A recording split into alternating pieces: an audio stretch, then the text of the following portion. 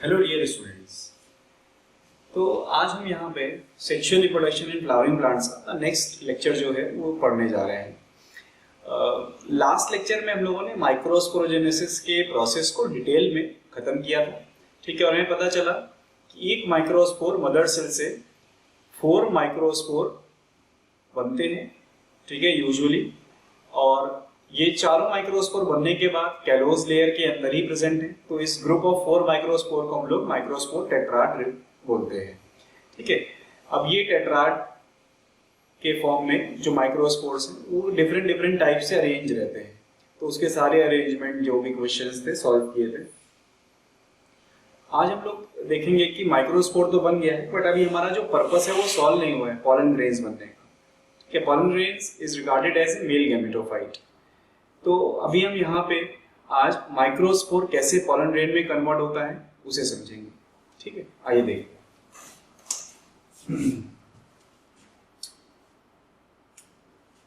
तो what is a male gametophyte? सबसे पहले हम लोग ये जानते हैं मेल गैमेटोफाइट क्या होता है।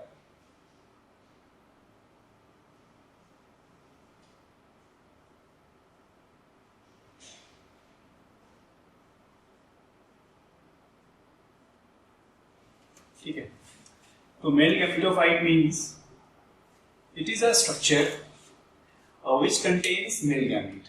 ठीक है, structure which will contain male gamete. So it is a structure which will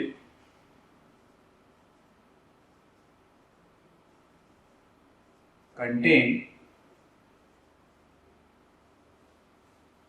male gametes.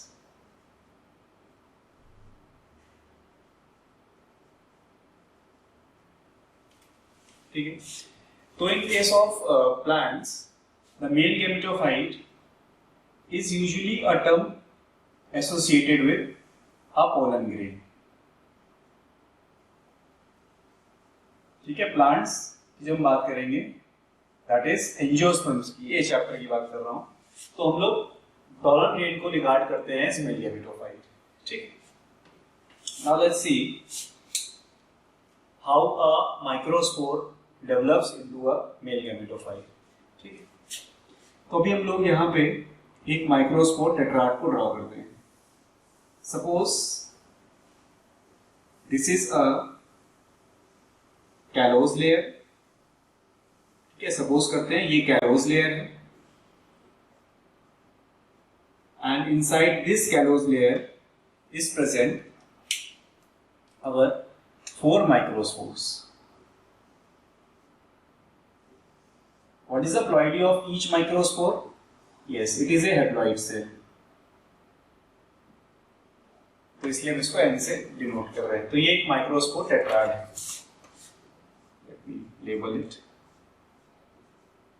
ये एक माइक्रोस्पोर टेट्राड है। Now, अभी ये माइक्रोस्पोर टेट्राड कहाँ प्रेजेंट है? पोलन सैक के अंदर प्रेजेंट है। तो हम उस पोलन सैक का एक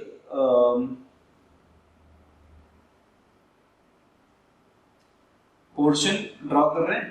पोलन सैक पूरा ऐसा गोल सा एक पोर्शन जस्ट उसका ड्रॉ कर रहे हैं। ठीक है, और उसमें दिखा रहे हैं कि भाई ये टैपेटम सेल्स हैं।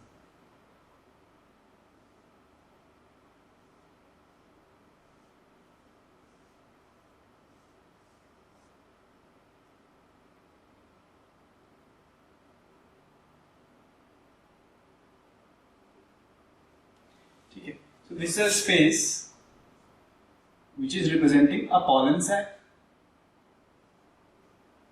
ठीक है, इसको मैं डॉट से ऐसे कंप्लीट भी कर सकता हूँ अगर आपको चाहिए तो let us assume that this is a pollen sac. Inside the pollen sac is present a microspore tetrad. ठीक है, and it is surrounded by a callus layer. Now this microspore need to be developed into the male gametophyte, that is pollen grain.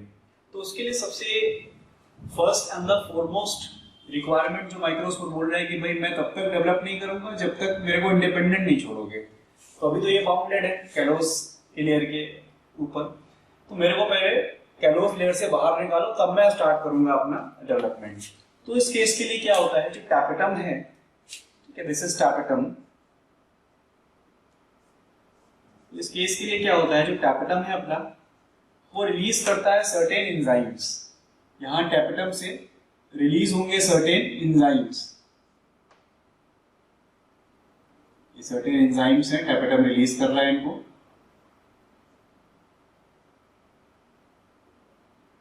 ये enzymes हैं, ठीक है। तो tapetum इन enzyme को release करता है। दीज एंजाइम्स दे आर कैलेज, ठीक है। ये एंजाइम कौन से होते हैं, कैलेज। तो कैलेज एंजाइम क्या करेगा, कैलोज को डाइजेस्ट कर देगा, ठीक। This callase enzyme will start digesting callose, तो ये कैलोज की लेयर यहां से खत्म होने लगेगी, ठीक। तो इस तरह से पहला स्टेप आता है in development of microspore into male gametophytes, destruction of callose by callase enzyme, and this callase enzyme is secreted by tapetum.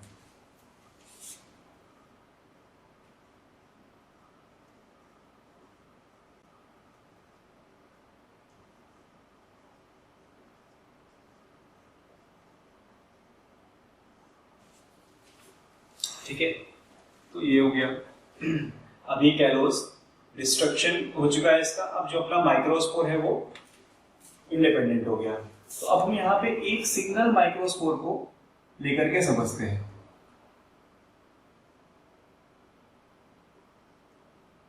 Let us assume that this is our microspore. ये इंडिपेंडेंट माइक्रोस्पोर है,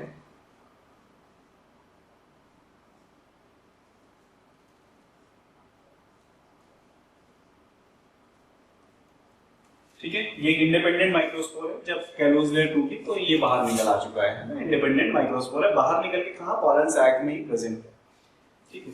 Now what will happen in this independent microspore is that the tapetum will also provide nutrition to it, तो ये nutrition को grasp करेगा and it will develop a dense cytoplasm, ठीक है। इसकी growth होगी,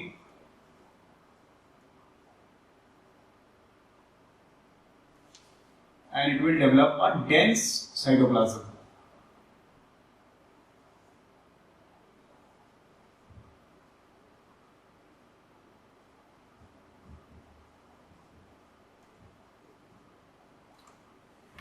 Now after development of a dense cytoplasm, a vacuole will be observed. अब इसमें एक वैक्यूल ऑब्जर्व होगा, वैक्यूल बड़ा होता जाएगा और जो न्यूक्लियस है उसको साइड में ढकेल देगा, ठीक है। तो ये अपना सेम माइक्रोस्पोर है अभी, है? यही माइक्रोस्पोर है। इसके अंदर एक वैक्यूल बनने लगा, ये वैक्यूल बनने लगे इसके अंदर, तो छोटे छोटे वैक्यूल से। तो इस वैक्यूल ने अब क्या किया, ये वैक्यूल है,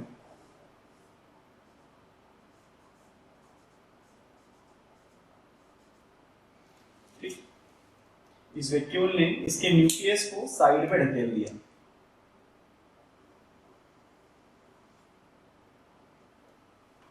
ठीक है।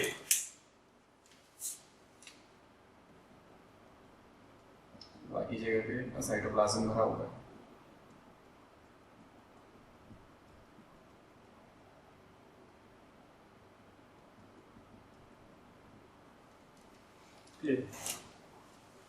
तो ये पहला डेवलपमेंट हुआ इसका, दैट इज ग्रोथ। ग्रोथ में इसने डेंस साइटोप्लाज्म अचीव किया और एक वैक्यूल डेवलप कर लिया, ठीक है।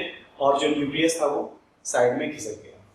नाउ व्हाट विल हैपन कि जो इसका न्यूक्लियस है, ठीक है, इसका न्यूक्लियस जो है वो अब कैरियोकाइनेसिस करेगा, ठीक है, डिवीजन होगा इसमें और फिर उसका साइटोप्लाज्म डिवाइड करेगा। तो इसके अंदर अब 2 सेल बनेंगे, ठीक है। तो अब यहाँ पे क्या होगा, ये मैं इसके बाद के इवेंट्स बता रहा हूँ, ठीक है।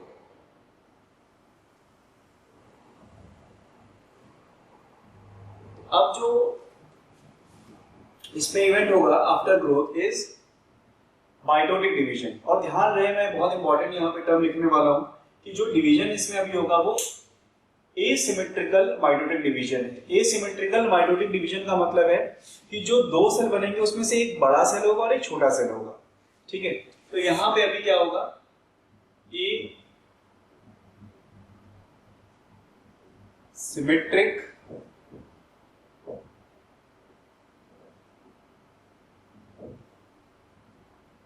Mitotic division.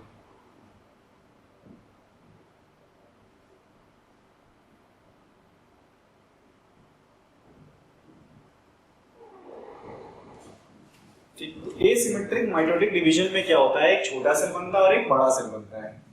ठीक है, so in this type of division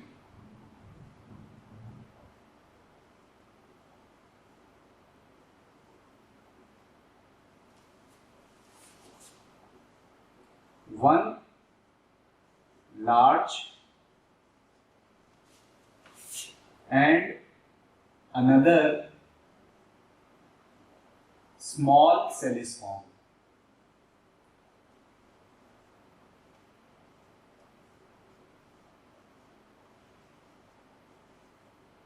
ठीक, तो इसमें भी ऐसे ही होगा। क्लियर? और इसमें दो सेल बनेंगे, एक बड़ा सेल और एक छोटा सेल। Let's see.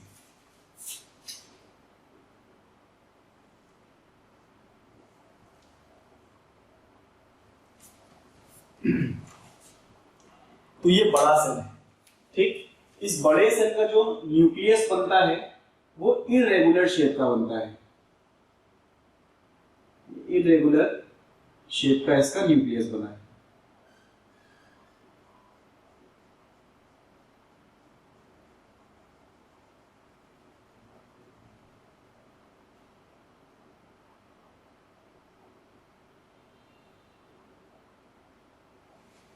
ठीक, और इस बड़े सेल के अंदर कई सारे वैक्यूल्स प्रेजेंट होते हैं।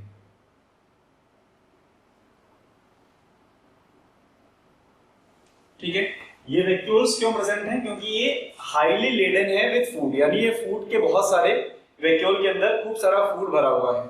ठीक है, तो भाई ये प्रेजेंट है इसमें फूड लेडन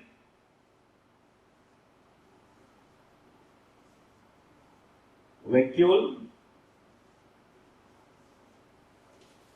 ठीक, इरेगुलर शेप न्यूक्लियस,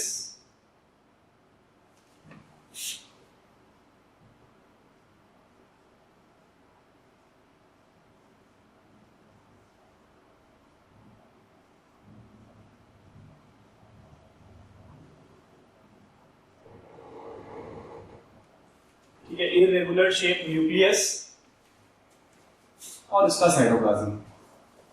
अब जो दूसरा सेल हमारा बना है वो दूसरा सेल छोटा सेल है और इसी सेल के अंदर प्रेजेंट है वो। ठीक है, वो इसी के अंदर प्रेजेंट है और वो स्पिंडल शेप सेल है। देखो, ये है दूसरा सेल जो छोटा है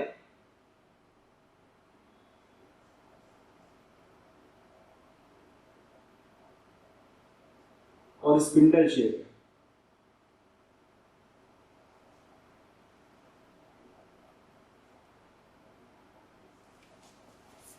ये छोटा है और स्पिंडल शेप है और ये इसका न्यूक्लियस है।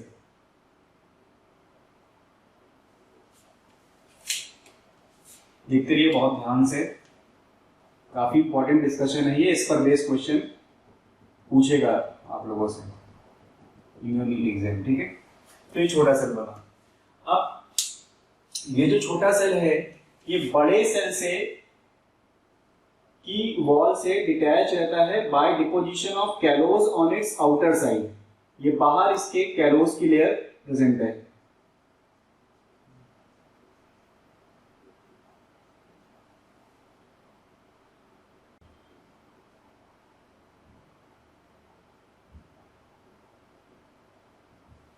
कैलोज की लेयर है बाहर। ठीक,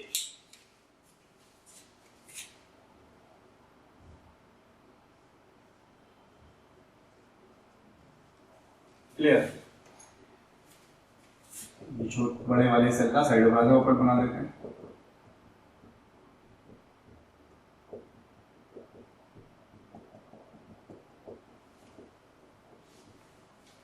ठीक है, तो ये अपना हो गया बिगर cell.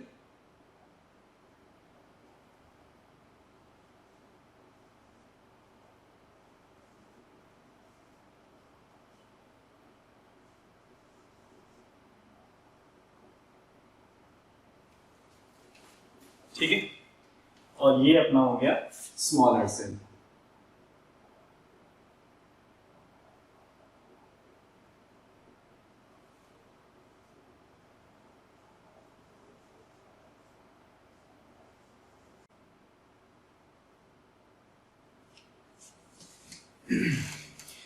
So after asymmetric division in our microspore, this type of structure is formed, ठीक है, in which a bigger cell and a smaller cell is formed. Bigger cell is having a irregular shaped nucleus, ठीक है, and it is highly laden with food. So for the storage of that food, there are numerous vacuoles, ठीक है, and the smaller cell is spindle shaped, ठीक है, and the smaller cell is separated from the wall of bigger cell with the help of a callous layer, ठीक है। तो इस तरीके का अपना ये डेवलप हुआ है स्ट्रक्चर। आगे देखते हैं।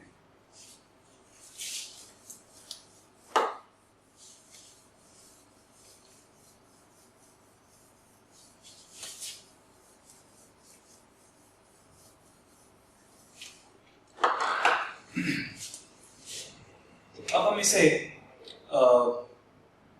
फर्दर आगे समझते हैं। पहले थ्योरेटिकली समझते हैं इसको थोड़ा सा, कि जो बिगर सेल है,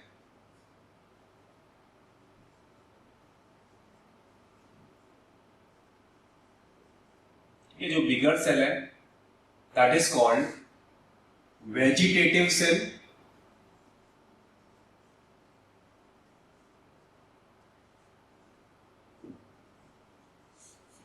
ठीक, या tube cell.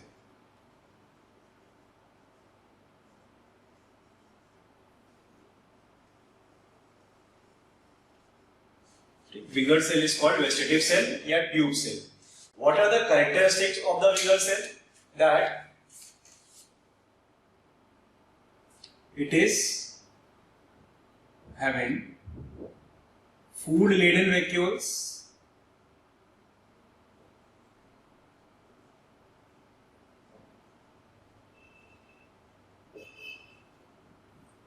and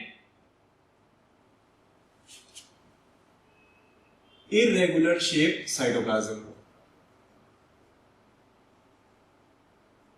Sorry, irregular shaped nucleus.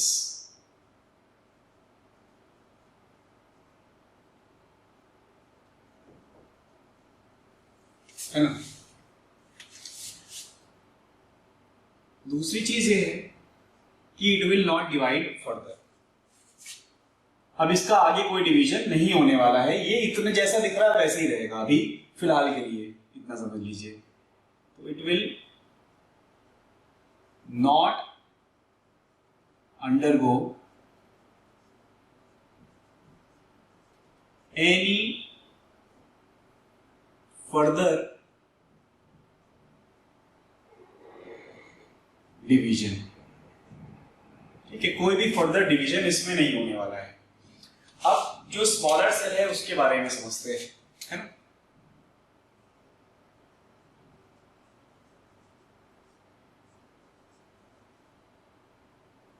जो स्मॉलर सेल है उसे हम बोलते हैं जनरेटिव सेल।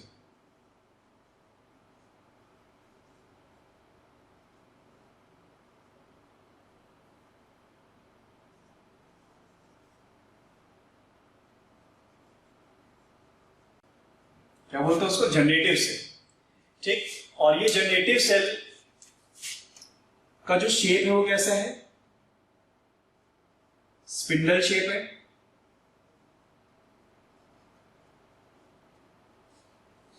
ठीक है।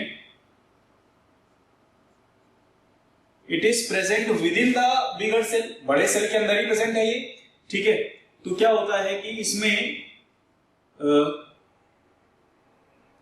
It is present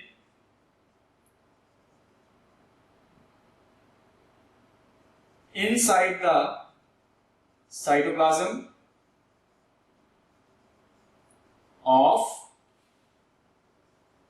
vegetative cell, vegetative cell के साइटोप्लाज्म में ही ये प्रेजेंट है, ठीक। जिसमें कि पहले टेलोस की लेयर बनी थी जिससे दोनों सेल्स की वॉल जो थी वो डिफरेंशिएटेड थी। लेटर ऑन क्या होता है, लेटर ऑन इट डिसॉल्व्स, ठीक है, लेटर ऑन ये डिसॉल्व हो जाती है। तो जब आगे की स्टेज में देखेंगे तो कैलोस की लेयर यहां प्रेजेंट नहीं होगी, तो ये इसकी के साइटोप्लाज्म में प्रेजेंट होता है जनरेटिव सेल और वहीं पे फ्लोट कर रहा होता है अंदर ही अंदर, ठीक है। और जैसा कि नाम है जनरेटिव, तो ये कुछ और भी जनरेट करने वाला है आगे, ठीक है, ये कुछ और भी जनरेट करने वाला है आगे। तो ये जनरेटिव सेल है, ये फ्यूचर में डिवीजन इसमें होता है और मेल गैमीट्स फॉर्म करता है ये, ठीक है। तो in future it divides to form male gamete,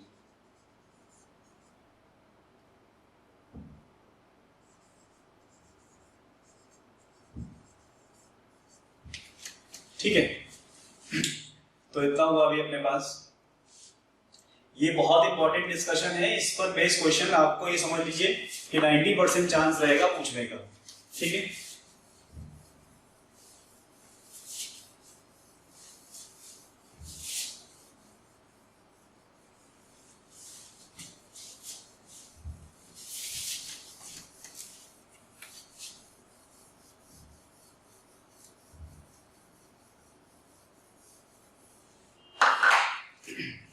तो डिवीजन के बाद अपने पास ये पिक्चर बनी और इस तरीके के दो सेल अपने पास बन आ चुके हैं, ठीक है।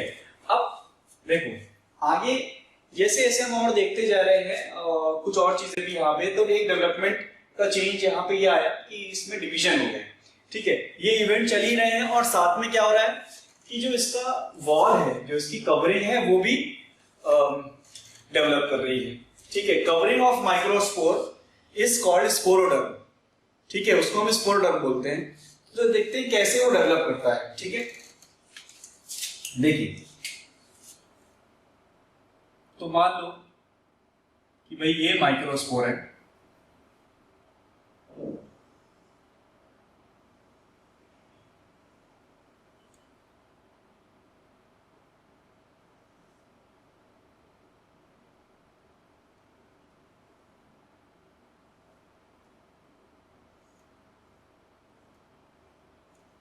ठीक है, और इसका साइटोप्लाज्म अंदर भरा है। तो इसका साइटोप्लाज्म इसके अंदर सेक्रीट करता है पेक्टिन, ठीक, क्या सेक्रीट करता है, पेक्टिन। तो ये भाई लेयर है तो किसकी बनी होगी, सेल वॉल है तो किसकी बनी होगी, सेलुलोज की बनी होगी। लेकिन जो इसका साइटोप्लाज्म है वो अंदर से इसमें बना के डालता जा रहा है क्या, पेक्टिन भी डालता जा रहा है। तो इसमें पेक्टिन भी वो अंदर से डालता जा रहा है।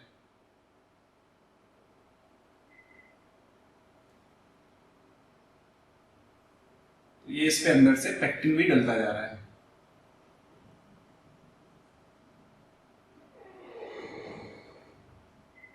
क्लियर। तो इसमें अंदर से पेक्टिन भी आ गया। तो अब जो ये वॉल है इसका नेचर हो गया पेक्टोसेलुलोसिक, यानी पेक्टिन प्लस सेलुलोज की बन चुकी है ये, ठीक। फिर यहां पे प्रेजेंट है अपने पास टैपेटम, क्योंकि ये सब कॉलन साइड के अंदर ही हो रहा है, तो टैपेटम प्रेजेंट है।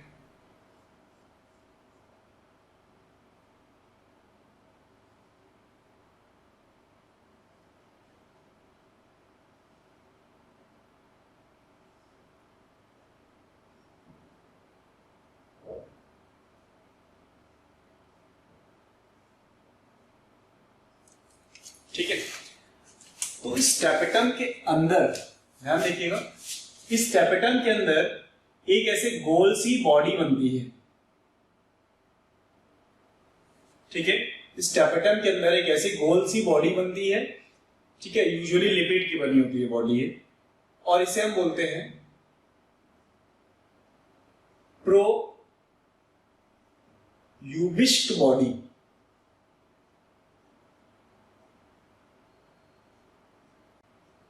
ठीक है, प्रो यूबिस्ट बॉडी।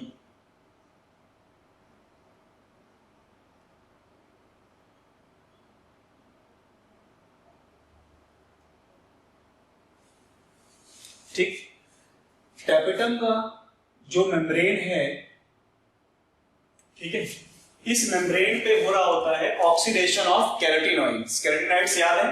यस, कैरोटीनॉइड्स क्या होते हैं? They are photosynthetic pigments. ठीक, तो इसके मेम्ब्रेन पे क्या हो रहा है? तो in the membrane of tapetum what which event is taking place? That is oxidation of carotenoids. Oxidation of carotenoids कहां पे हो रहा है? ये हो रहा है टैपेटम की मेम्ब्रेन पर। क्या हो रहा है? Oxidation of carotenoids. ठीक है, and this event produces a chemical that is called sporopollenin। ठीक है, इस इवेंट से एक केमिकल फॉर्म हो रहा है, the chemical is named as sporopollenin. बहुत इंपॉर्टेंट है, ध्यान रखिएगा। ठीक है, the chemical is called sporopollenin.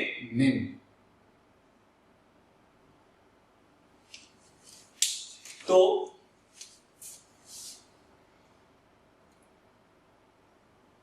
अभी हम क्या देख रहे हैं यहाँ पे? माइक्रोस्पोर।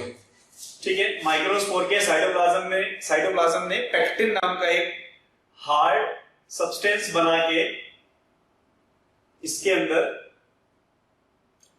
लगाया, इसकी वॉल पे लगाया, जो सेलुलोज की बनी हुई थी वॉल, उसमें पेक्टिन भी आ गया। तो वो वॉल किसकी बन गई है? पेक्टिन प्लस सेलुलोज की बन गई, तो दैट इज कॉल्ड पेक्टोसेल्यूलोसिक। क्या बोलते हैं उसको? पेक्टोसेल्यूलोसिक। ठीक है, अब ये पेक्टोसेल्यूलोसिक वॉल इसकी बन चुकी है। ठीक है, जिसमें पेक्टिन कंट्रीब्यूट किया है किसने? उसके साइटोप्लाज्म ने कंट्रीब्यूट किया है। ध्यान से याद रखिएगा। अब देखो क्या होगा, इसके पोलन साइट में ये जो टैपेटम की लेयर है, ठीक, वो टैपेटम की लेयर के अंदर बनता है एक प्रोयूबिस्ट बॉडी। ठीक है, एक स्ट्रक्चर बना है गोल सा, जिसे हम बोल रहे हैं प्रोयूबिस्ट बॉडी। ठीक, अब इसी टैपेटम के सरफेस पे एक फोटोसिंथेटिक पिगमेंट जिसका नाम होता है कैरोटीनॉइड्स, आप उससे फेमिलियर हैं, उस कैरोटीनॉइड पिगमेंट का होता है ऑक्सीडेशन। ठीक है, ऑक्सीडेशन होने के बाद वो बना रहा है क्या? वहां पे वो बना रहा है स्पोरोपोलिन नाम का एक केमिकल। ठीक है, अब ये प्रोयूबिस्ट बॉडी टैपेटम की लेयर क्रॉस करके बाहर आती है। ठीक है, ये प्रोयूबिस्ट बॉडी टैपेटम को क्रॉस करके बाहर आती है। तो जब ये टैपेटम को क्रॉस करके बाहर आएगी, ठीक है, जब ये टैपेटम को क्रॉस करके बाहर आएगी, तो क्योंकि सरफेस पे टैपेटम के स्पोरोपोलिन बन रहा है, तो जब ये बाहर आएगी तो इसके भी ऊपर, इस प्रोयूबिस्ट बॉडी के भी ऊपर क्या लग जाएगा?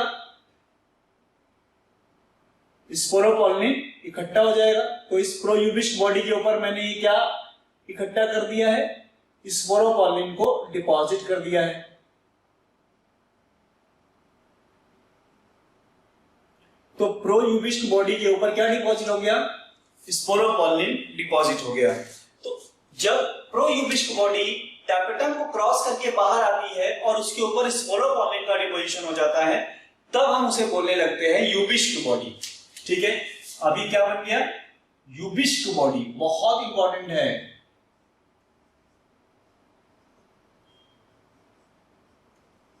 ठीक है, ये क्या फॉर्म हो चुका है?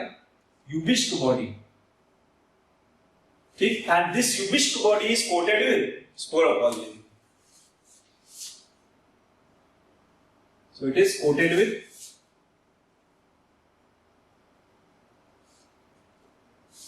स्पोरोपोलिन।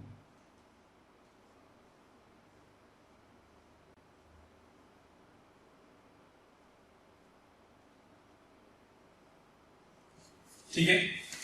इस तरह से टैपेटम के अंदर से बहुत सारे प्रोयूबिस्ट बॉडी बाहर निकलेंगे हर जगह से, सबके ऊपर कोट हो जाएगा क्या, स्पोरोकॉलिन, और वो सब क्या बन जाएंगे, यूबिस्ट बॉडी।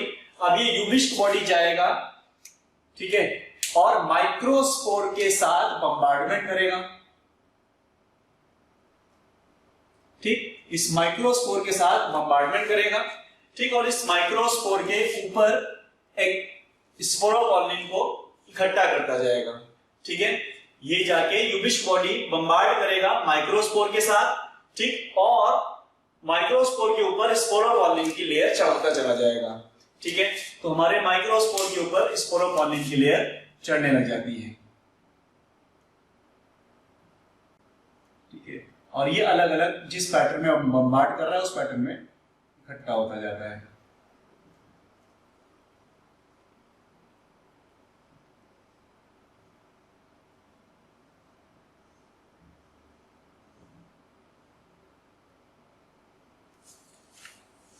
क्लियर? तो ये डिपॉजिट क्या हो गया, एक्साइन डिपॉजिट हो गया, सॉरी स्पोरोकॉलिन डिपॉजिट हो गया।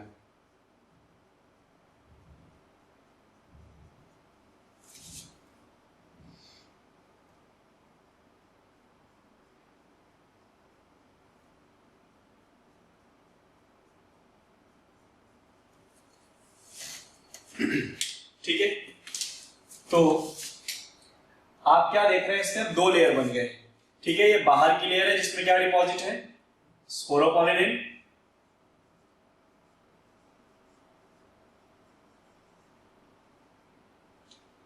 ठीक है, ये डिपॉजिट हुआ।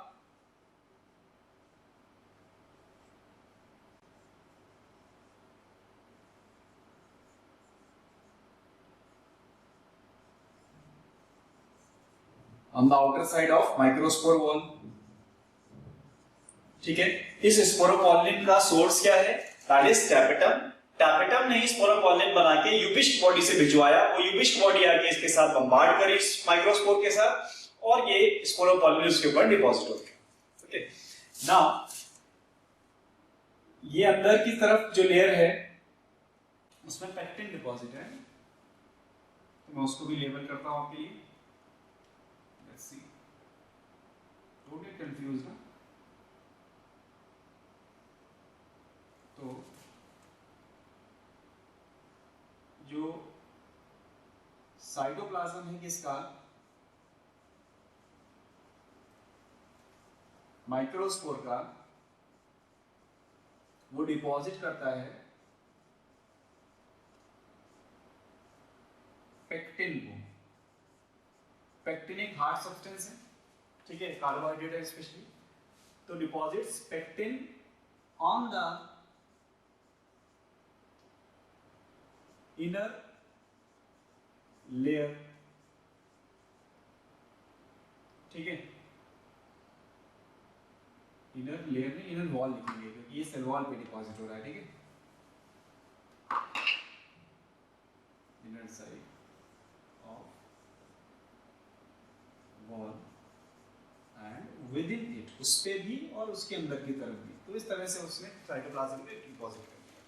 ठीक, तो ये माइक्रोस्पोर की वॉल में चेंजेस आ रहे हैं। ठीक है, these are the changes which are taking place in the wall of microspore and these are the changes which are taking place in the cytoplasm of the microspore। ठीक है, तो ये डिवीजन हुआ माइक्रोस्पोर का, ये उसका वॉल का development हुआ।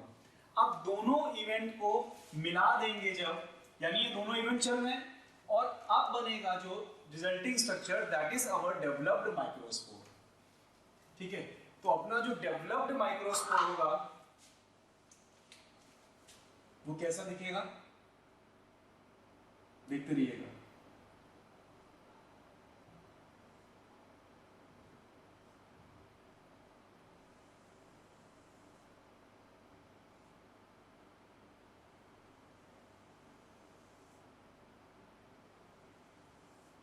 कोशिश समझने की करो इसको अच्छे से, है ना।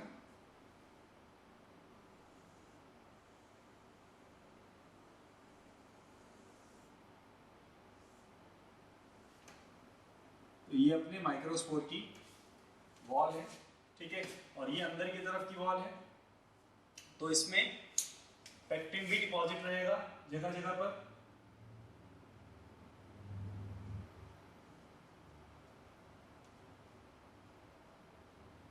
तो ये इसमें जगह जगह पर पेक्टिन डिपॉजिट है, ठीक है, और बाहर की साइड पे स्पोरोपोलिन डिपॉजिट है।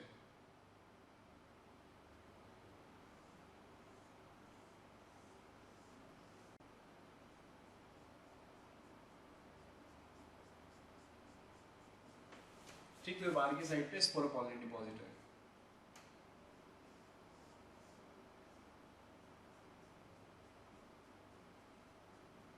ये देखिए, तो ये जो बाहर की लेयर है जिसमें स्पोरोपोलिन प्रेजेंट है, इसको हम बोलते हैं exine.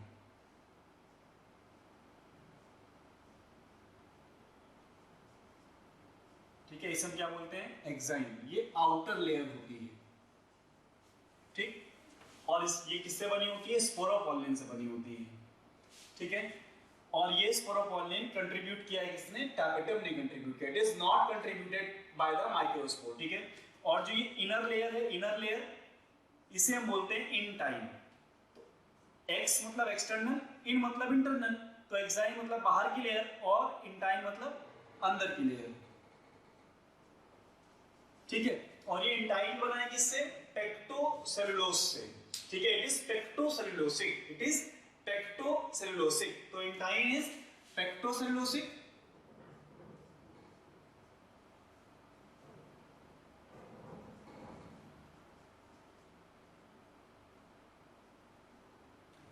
And exine is sporopollenin, ठीक है।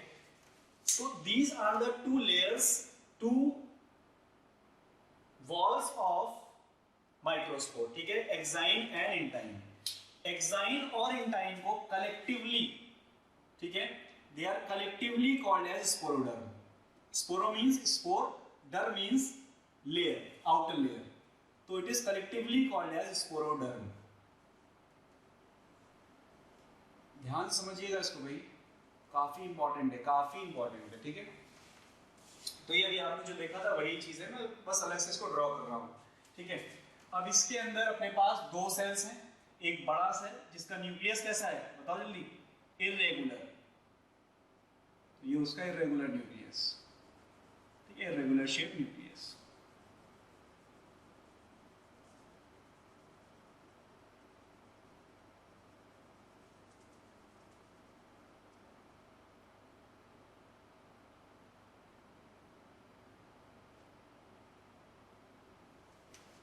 ठीक है, और इसी बड़े सेल में खूब सारे क्या होते हैं? वैक्यूल्स होते हैं, जिसमें क्या भरा होता है? फूड भरा होता है, ठीक। छोटा सेल किसी के अंदर फ्लोट कर रहा होगा, उसकी शेप क्या होगी? स्पिंडल शेप, ठीक है। इनिशियली बड़े और छोटे सेल के बीच में एक डिमार्केशन रहता है, दैट इज ऑफ कैलोस, बाद में वो कैलोस खुल जाता है, ये छोटा सेल है, स्पिंडल शेप, ये उसका नॉर्मल न्यूक्लियस।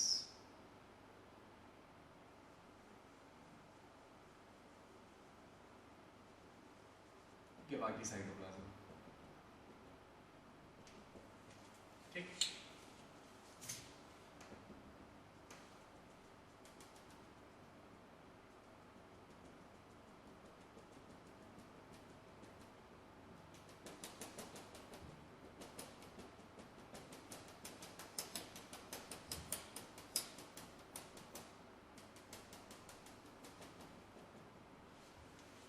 ठीक है, तो ये जो बड़ा सेल है, दिस वन,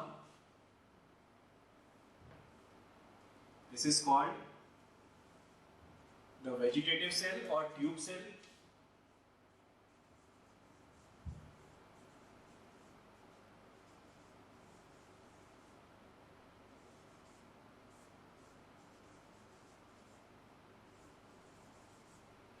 ठीक है, ये जो स्मॉलर सेल है, this is called generative cell,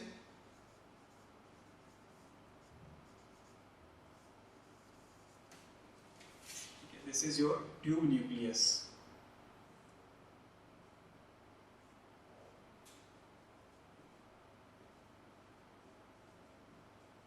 this is your tube nucleus. तो ये आपका बना है यहाँ पे एक 2 cell stage of pollen grain. यही आपके सामने जो है यही पॉलन ग्रेन है, ठीक है।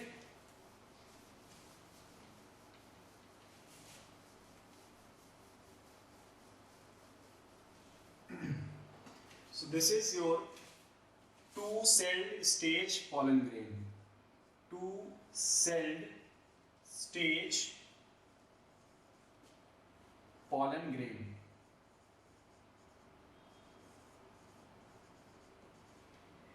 इसी को हम बोलते हैं मेल गैमेटोफाइट।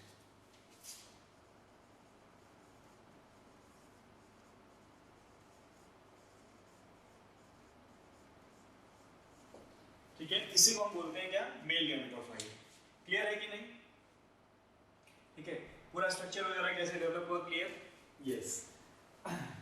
तो अब लास्ट पे रिवीजन करते हैं इसका, ठीक है। बहुत इंपॉर्टेंट कुछ बातें बोल रहा हूँ, सुनिएगा अच्छे से, दिमाग में उसको बैठाने की कोशिश करिएगा। तो अभी हमने देखा है कि माइक्रोस्पोर बनने के बाद यानी माइक्रोस्पोरोजेनेसिस होने के बाद कैसे एक माइक्रोस्पोर पॉलन ग्रेन यानी मेल गैमेटोफाइट में डेवलप करता है, ठीक है। तो सबसे पहले जो माइक्रोस्पोर्स हैं वो कैलोज नाम की एक लेयर के अंदर बंद है, ठीक। वो डेवलप होने के लिए क्या डिमांड कर रहे हैं, मुझे इस कैद से बाहर निकालो, ठीक है। तो ये जो कैद खाना है ये किसका बना हुआ है, कैलोज का बना है, ठीक। तो जो टापेटम है वो क्या सेक्रेट करता है, कैलेज नाम का केमिकल सेक्रेट करता है, जिससे ये कैलोज ब्रेक हो जाता है, ठीक है। अब अपने पास आ गया एक इंडिपेंडेंट माइक्रोस्पोर, ठीक। ये माइक्रोस्पोर की अभी एक नॉर्मल सेल वॉल है, ठीक है, अंदर एक न्यूक्लियस है। क्या होता है इसमें, दो चेंजेस आते हैं। एक चेंज आता है क्या, इसका जो सेल है, जो न्यूक्लियस है, वो डिवाइड करेगा, ठीक है। तो one is division, another is formation of या modification of the microspore wall, ठीक है, modification of the microspore wall, ठीक। जो डिवीजन इसमें होगा वो एसिमेट्रिक माइटोटिक डिवीजन होता है, जिससे दो सेल्स बनते हैं, एक बड़ा सेल और एक छोटा सेल, ठीक। बड़ा सेल वेजिटेटिव सेल, छोटा सेल जनरेटिव सेल, ठीक। अब जो इसके वॉल डेवलपमेंट में मॉडिफिकेशन में होता है वो क्या होता है, टेपेटम इसके ऊपर स्पोरोपोलिन की डिपोजिशन करता है, जिससे एंजाइम बनता है, ठीक है। और इसका खुद का साइटोप्लाज्म इसके अंदर क्या करता है, इसके अंदर की तरफ पेक्टिन का डिपोजिशन करता है, जिससे पेक्टोसेल्यूलोसिक इंटाइन बनता है, ठीक है। तो इतना हमने अभी देखा है, ठीक। अभी आपको एक चीज बता के जाता हूं और बाकी डिस्कशंस क्वेश्चन पर बेस्ड डिस्कशन अगले नेक्स्ट लेक्चर में करेंगे। बहुत इंपॉर्टेंट है नेक्स्ट लेक्चर, हद से ज्यादा इतने मतलब क्वेश्चन डिस्कस होंगे जो एनालिटिक्स क्वेश्चन आपके एग्जाम में आने के चांसेस हो सकते हैं, ठीक है। मैं ये नहीं बोलता हूँ कि आएंगे, बट आ सकते हैं, ठीक है। तो अभी देखें एक इंपॉर्टेंट चीज, let us discuss over sporopollenin.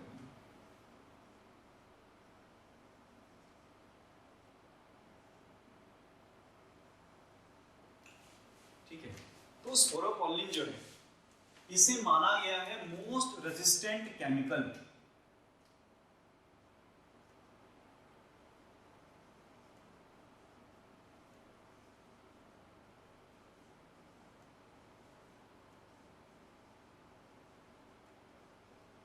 ठीक। इसे क्या माना गया है, मोस्ट रेजिस्टेंट केमिकल। बोलते हैं कि भाई ये नहीं डिग्रेड होता है, it is not degraded by high temperature, कितना भी हाई टेम्परेचर कर दो डिग्रेड नहीं होता है। हाई टेम्परेचर स्ट्रॉन्ग एसिड डाल दो इसके ऊपर डिग्रेड नहीं होगा, ठीक है। स्ट्रॉन्ग बेस डाल दो डिग्रेड नहीं होगा, ठीक है। एंड एंजाइम से भी ये डिग्रेड नहीं होता है, ठीक। तो एंजाइम से भी डिग्रेड नहीं हो रहा, प्रोटीन होता तो प्रोटीएज से हो जाता, कार्बोहाइड्रेट होता तो अमाइलेज, बहुत सारे ऐसे होते हैं कार्बोहाइड्रेट डिग्रेडिंग एंजाइम, उससे हो जाता, ठीक। अगर लिपिड होता तो लाइपेज से हो जाता। तो एग्जैक्ट उसका केमिकल नेचर क्या है वो भी नहीं पता चल रहा है, ठीक है। तो इसका जो केमिकल नेचर है वो पता नहीं चल रहा, लेकिन ये डिराइव है क्योंकि किससे, कैरोटीनॉइड से ना, उसके ऑक्सीडेशन से बना है, तो it is regarded as a fatty compound. ठीक, it is regarded as a fatty compound. Fatty का मतलब होता है जो जिसमें कार्बन के कई सारे कार्बन प्रेजेंट होता है, it is a fatty compound. तो ये फैटी एसिड नहीं, sorry, it is a fatty compound.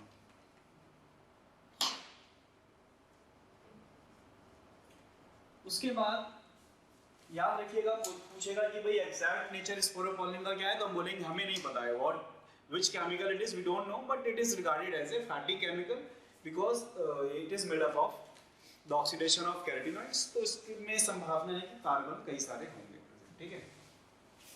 तो ऐसा है स्पोरोपोलिन के बारे में, आप याद रखिए। तो बताओ स्पोरोपोलिन पॉलन ग्रेन के ऊपर एकदम इकट्ठा है, तो इस वजह से पॉलन ग्रेन जल्दी से डिग्रेड नहीं होता है, ठीक है।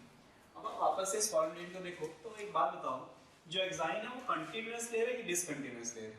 तो yes, it is discontinuous layer. कई कई जगह पे आप देख रहे हो कि एक्साइन एब्सेंट है, और जिन जगहों पे एक्साइन एब्सेंट है, ठीक, उन्हें हम बोलते हैं जर्म पोर। ये सब डिस्कस करेंगे हम लोग नेक्स्ट क्लास में कि एग्जैक्टली ये क्या है, क्यों है, ठीक है, what is the function of germ pore, क्या होगा उससे। अभी के लिए याद करो, जहाँ पे एक्साइन में, जहाँ पे एक्साइन डिपॉजिट नहीं है, उस प्लेस को हम लोग बोलते हैं जर्म पोर, ठीक है। इतना अभी के लिए याद करो, बाकी बहुत इंपॉर्टेंट डिस्कशन अगले क्लास में होने वाले, मैं पहले ही बता चुका हूँ, ठीक। अब आप क्या करो, एक होमवर्क है आपके लिए, ठीक है। वो होमवर्क ये है कि आपको इस पूरे डेवलपमेंट को फ्लो चार्ट के फॉर्म में लिखना है, ठीक। तो मैं यहाँ पे आपको 2 पॉइंट्स दे रहा हूँ, आप उसको एलॉबरेट कर लेना बस करके। तो development of microspore into pollen grain. Pollen grain के लिए मैं पीजी लिख रहा हूँ, ठीक है, पॉलन ग्रेन में डेवलप हो रहे हैं। तो इसमें आपका 2 चीजें एलॉबरेट करना है घर पे। पहला, एसिमेट्रिक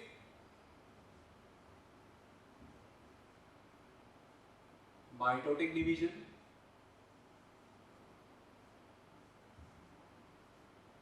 ठीक है, और दूसरा एलॉबरेट करना सेल वॉल मॉडिफिकेशन